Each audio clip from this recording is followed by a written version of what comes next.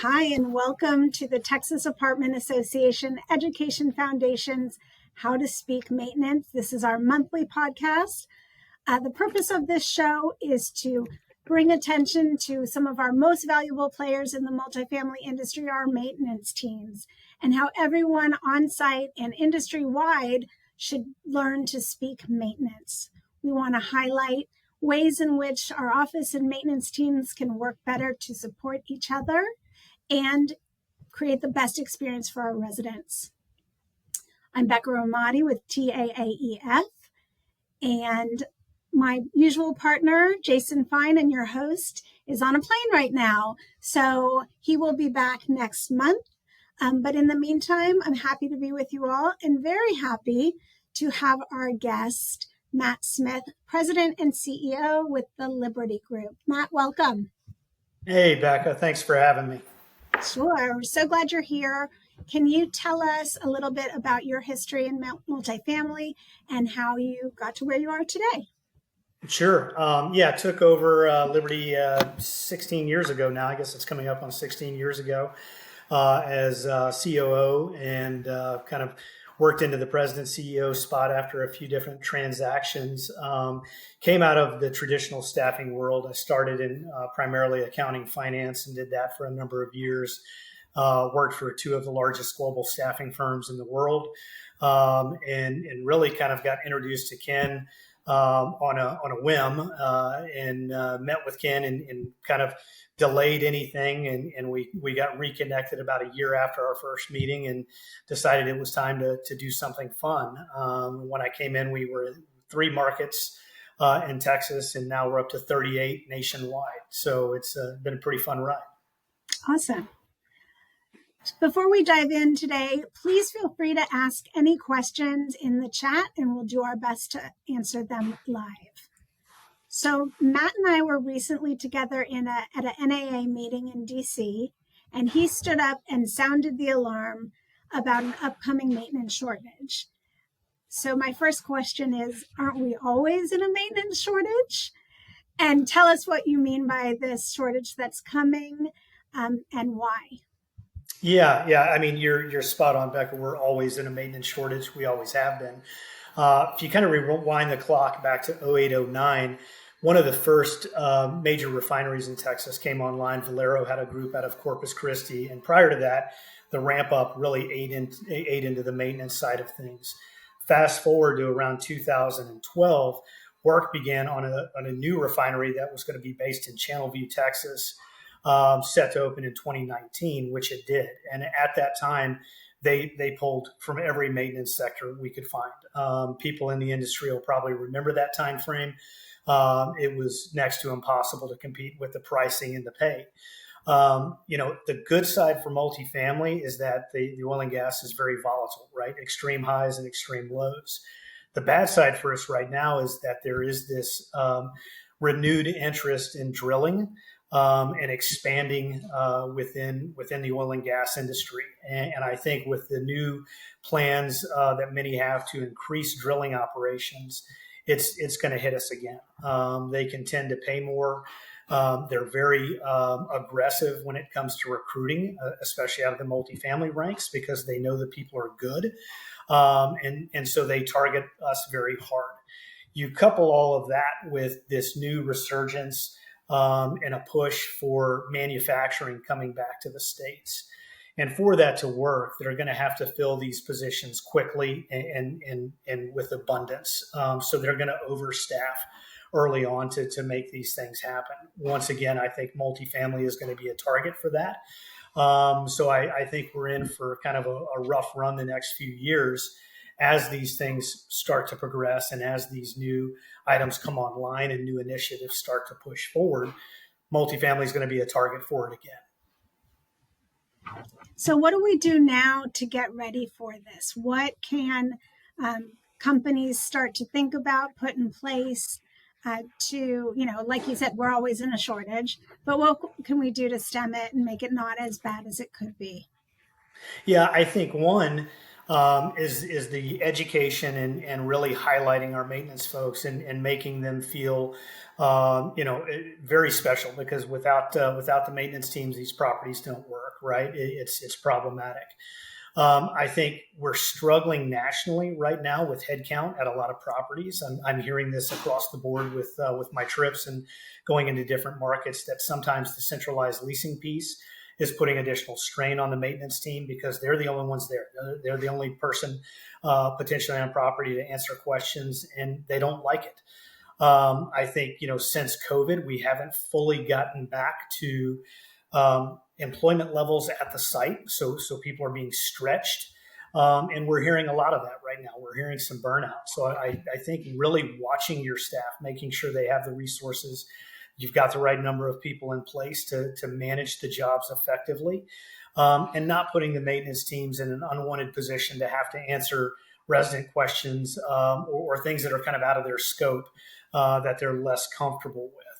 I think the bigger part of that is the re-education of explaining the job stability. And Becca, I know you and I have talked about this 1,000 times at our meetings at NAA, that it's still somewhat of an unknown industry in some respects. People get into it, they don't leave, but they forget how stable it is, that you can pick up and go anywhere. I wish Jason was here to be able to share his piece of that.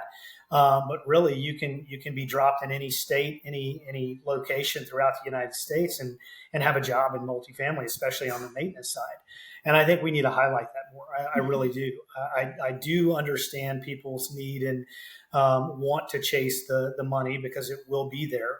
But I think the extreme highs and lows are a good reminder for them to remember how few of job reductions multifamily tends to have during a recessed market. I think in the last recession, while everyone else was at 14 to 17% headcount reduction, multifamily was sitting at 6%. So it still beats the market on reductions in headcount. And with the supply that came online last year, the demand is just going to continue to grow for us. And the Jason that Matt mentioned is Jason Simpson, who's out of the Permian Basin, and he found multifamily while laid off from the oil and gas job, found it and really loved the stability that he found and that he could provide for his family. And so I think that's a really important message, the industry being able to talk to job seekers about that and highlighting the stability, the portability, and all the other perks that come along with the multifamily industry, and being able to take not just a job, but make it into a career. So I think those are great points to have. Also, I think the piece of making the recognition piece and making sure that the maintenance teams feel appreciated is something that, we try to talk a lot about. That's part of the purpose of this podcast truly is, how can we make sure that they are appreciated, and, we recognize the struggles that come with being on the maintenance team. And so that recognition piece is something really important that everyone can do more of. Yeah, and Becca, kudos to you and TAA, doing the Texas Maintenance Council, which I'm happy to be a part of. I think the big message that came out of that for all of us was the lack of inclusion that they feel when it comes to recognition or events or whatever it may be. And I think that was very eye-opening for me, as I believe it was for the rest of the group. But I also think, it's really opened the doors for some of these regional maintenance directors to share where they're struggling and share ideas across the line of how to improve things. I think it's been a phenomenal group that's really gotten some great progress compared to some of the others where we get a little stalled out at times. We actually found problems, found solutions, and made some things happen. So, I credit you and the team from TAA for making that happen. But that's been a great thing for the maintenance teams. I really feel like that's been very well received. It's been very eye-opening, and what we're referring to is that TAAEF started a maintenance council to make sure that we were able to address the issues. And on our very first call, what we heard more than anything was that even high-level maintenance team members don't feel included, don't feel appreciated. And so really, we spent a good couple years under Mark Hurley's leadership trying to focus on that.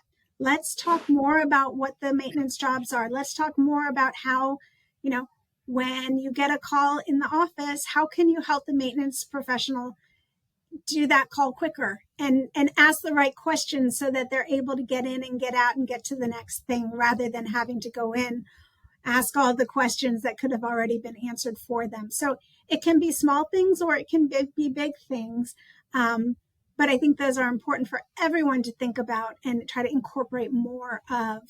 Another program that I was just reminded of today was the Maintenance Legends contest through NAA. Yep. I'll add that link to the chat, but that's a great way to recognize and appreciate a really excellent and impressive maintenance leader that you may have. NAA and HD Supply have a contest where each month they award incredible prizes to maintenance professionals. So that's definitely something to look at, and think about. Yeah, and I think one other item that came out of this was the lack of understanding career growth opportunities. That even though you may start out as a porter, make ready, really where can that go? I think the assumption was always there that people just knew. They knew there was a maintenance director, a regional maintenance director position, but I don't think anyone really understood that there was a path, that management companies and properties would help them get to that next level. And we've got so many stories that have come out of this of people who were porters that are now regional maintenance directors and given that path. And I think, I don't think we do a good enough job of really explaining that and showing the progression abilities that are there. But I also think most people would be shocked if they knew the number of maintenance positions open nationally, as it sits today. I think they would probably be shocked and surprised by that number. Mm-hmm. Have you seen any innovative things that companies are doing or that you've been involved in to bring new people into the industry worth shouting out? Yeah, I think the biggest piece right now is that they're not so boxed in of they have to have on-site experience. I think forever, the biggest frustration we ran into was, hey, we love this program. We love trying to attract new people from outside of our walls. And then you'd find a great person and be like, nope, I need somebody with experience. I think they're now finally starting to realize that people outside of multifamily are recruiting from us every day. Why wouldn't we do the same? Why wouldn't we look for that ancillary skill set, start to bring those people in and really kind of upgrade? I guess upgrade is not the right word, but start to look for new talent, look for new people who have maybe some new thoughts, some new ideas based on where they're working. There's definitely overlap on the commercial, on the build to rent pieces picking up and similarities there.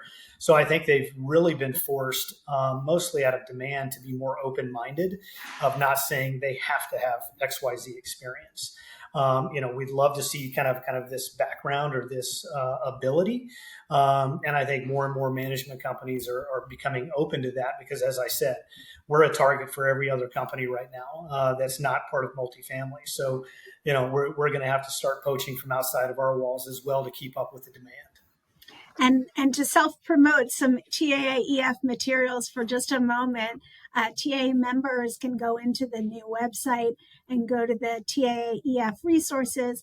And we have a really incredible guide there, the Maintenance Apprenticeship Guide. It has a curriculum and a timeline for when to teach different things. So there really are a lot of resources out there that you can find to make onboarding someone without the right experience, without the experience you might love for them to have, to easily help them get it and to still have them on site and really to help teach them in the ways that you want it being done rather than having to undo someone else's bad teaching or bad method. So I always think about that when we talk about hiring those who aren't in the industry or without experience, that can really be a benefit rather than a negative.